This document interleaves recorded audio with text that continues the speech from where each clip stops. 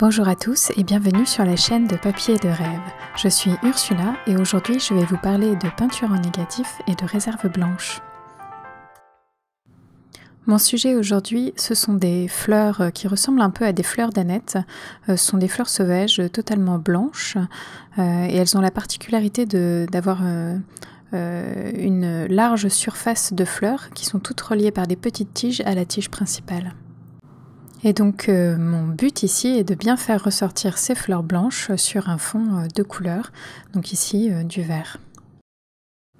Et pour cela, comme l'aquarelle ne contient pas de blanc, il faut utiliser le blanc du papier, et bien tout simplement je vais peindre autour de cette zone de fleurs. Et c'est ceci qu'on appelle donc la peinture en négatif, quand on peint autour d'une forme. Et j'ai déjà fait 2 vidéos avec un sujet un petit peu similaire. Si vous vous souvenez des pissenlits à l'aquarelle, où là, ma réserve blanche est vraiment très très douce. Et il y a beaucoup de fondus de couleurs. Et j'ai aussi fait une vidéo sur des primes verts blanches à l'aquarelle. Et là, au contraire, les pétales sont très très marqués et se détachent énormément sur le fond. Mais ici, dans cette aquarelle, je vais avoir des parties assez marquées, comme avec les primes verts, mais aussi des parties un petit peu plus floues, comme avec les pissenlits donc, pour avoir cette variété de contours qui va donner encore plus d'intérêt à mon image. Et j'ai donc commencé cette aquarelle avec une première couche.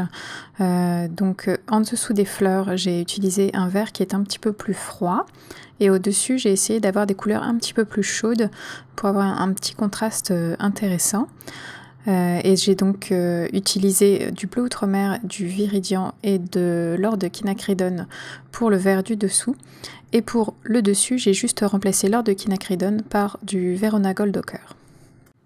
Et pour donner encore un petit peu plus d'intérêt sur la partie de dessous, j'ai aussi inséré un petit peu de terre de sienne brûlée pour réchauffer un petit peu et donner cet aspect un petit peu terreux au bas de mon image. Et une fois que toutes mes couleurs sont posées, je n'hésite pas à bouger ma planche sur laquelle est fixé mon papier et à l'incliner un petit peu dans toutes les directions pour aider toutes les couleurs à se fondre les unes dans les autres et avoir cet effet donc très très doux.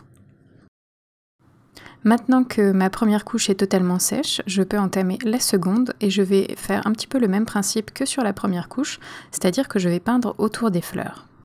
Et pour que ce soit un petit peu plus intéressant et pour donner aussi un petit peu plus de volume à mes fleurs dès cette deuxième couche, je vais ne pas suivre exactement le tracé de ma première couche. C'est-à-dire qu'à certains endroits, je vais laisser ma première couche totalement visible et à d'autres, je vais venir superposer avec la deuxième couche. Et je vais aussi flouter certains endroits pour avoir un petit peu plus d'intérêt dans tous les contours de mes fleurs pour que ce soit plus varié et plus intéressant. Et quand je floute comme ça une partie de ma fleur avec donc mon pinceau propre, je vais ensuite passer dans le blanc de la fleur et comme j'ai récupéré un peu de pigment de la zone que je viens de flouter, je vais venir le déposer dans le blanc de la fleur pour avoir un petit peu plus de texture à cet endroit-là et créer quelque chose alors que ce n'est qu'une surface blanche. Et j'ai fait cette étape donc pour le dessus de mes fleurs et je vais faire exactement la même chose en dessous avec une couleur un petit peu plus foncée pour que le blanc des fleurs ressorte encore plus. Et en compilant tous ces petits éléments, j'obtiens donc des fleurs avec certains bords nets, d'autres flous et qui soient tout de même intéressants à regarder dans le centre de la fleur, même si c'est une surface blanche. Et maintenant, je m'attaque un petit peu au bas de mon image qui a été un petit peu délaissée pour l'instant. Et je vais donc ajouter une texture d'herbe et de tige sur cette zone de manière très floue, sans beaucoup de détails, mais juste donner une impression de nature et un petit peu de bordel comme j'aime bien le faire. Et pour m'aider dans cette création de texture, je vais utiliser du bleu outremer et du viridian, entre autres, puisque j'utilise bien sûr aussi de la terre de sienne de brûlée et de l'or de quinacridone. Mais ces 2 premières couleurs sont des couleurs qui granulent et elles vont donc créer de la texture quasiment par elles-mêmes.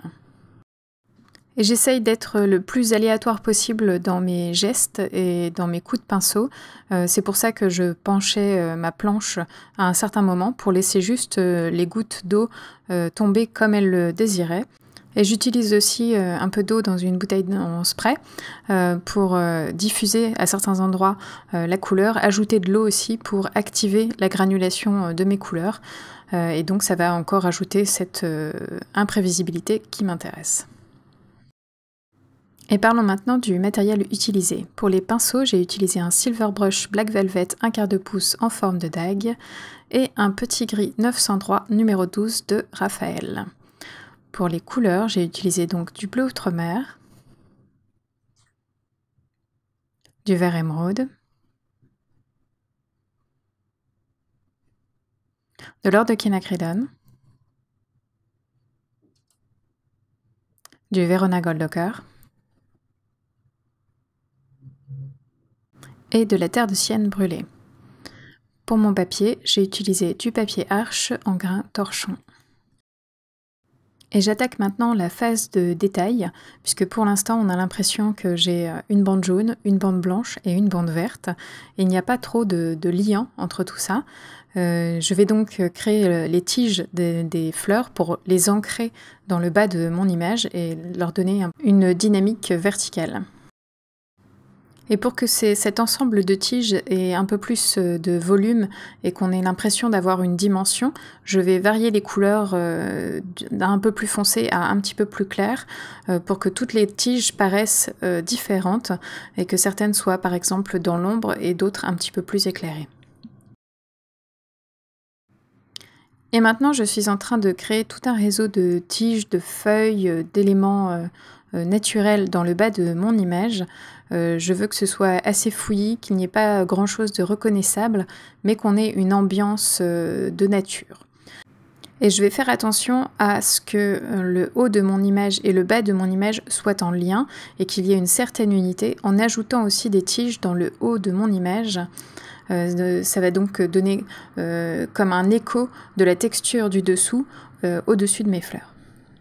Et c'est vrai que pour l'instant, comme le dessus de mes fleurs est dans les teintes chaudes et tout le dessous est dans les teintes froides, on a besoin d'avoir un lien entre ces deux zones-là pour qu'on garde une unité dans l'image. C'est très enrichissant de regarder ma propre vidéo parce que je vois là à l'instant sur mon image qu'elle est terminée et que je n'ai absolument rien d'autre à faire. Et pourtant, quand je l'ai peinte, j'avais l'impression qu'il manquait des choses encore, surtout dans le bas de mon image. Et vous allez voir que je vais rajouter encore des informations et des éléments dans le bas de cette image, alors qu'en fait, ce n'était pas nécessaire au vu de mon image juste là en ce moment. Et ce n'est pas la première fois que j'ai ce sentiment. Je pense dans les 2-3 dernières vidéos que j'ai réalisées, je sens toujours qu'il y a un moment où j'aurais pu m'arrêter et en fait je ne me suis pas arrêtée. Alors il va peut-être falloir que j'essaye de m'arrêter un tout petit peu plus tôt et d'en faire un tout petit peu moins pour voir ce que ça pourrait donner et pour faire progresser mon travail bien sûr. Et donc j'ajoute encore quelques petits détails sur mon image, alors que ça n'était pas nécessaire, et j'utilise pour ça une couleur très très sombre, qui est en fait composée de bleu outre-mer, d'or de quinacridone et de terre de sienne brûlée. On pourrait croire en regardant mon image que j'ai utilisé de la teinte neutre pour avoir des noirs plus rapidement, mais en fait non, c'est vraiment la combinaison de ces trois couleurs. Et aussi un petit peu de vert émeraude qui donc amène cette touche de vert un petit peu plus rapidement. J'ai choisi ce sujet parce que d'abord je trouvais ces fleurs très jolies et très aériennes, mais je voulais aussi voir si j'avais fait des progrès pour ce qui était de la peinture en négatif et de la création de réserves en blanc sur une première couche. Et je trouve que c'est plutôt réussi. J'ai réussi donc à créer cet espace blanc qui est pourtant intéressant à regarder. Ce n'est pas que le papier, il y a un petit peu plus à ça. Et cette vidéo est à présent terminée, merci de l'avoir regardée et j'espère qu'elle vous a plu. N'hésitez pas à aller faire un tour sur le blog pour voir mon image d'inspiration et quelques infos supplémentaires. Et bien sûr, dites-moi ce que vous pensez de cette aquarelle dans les commentaires en dessous. À bientôt.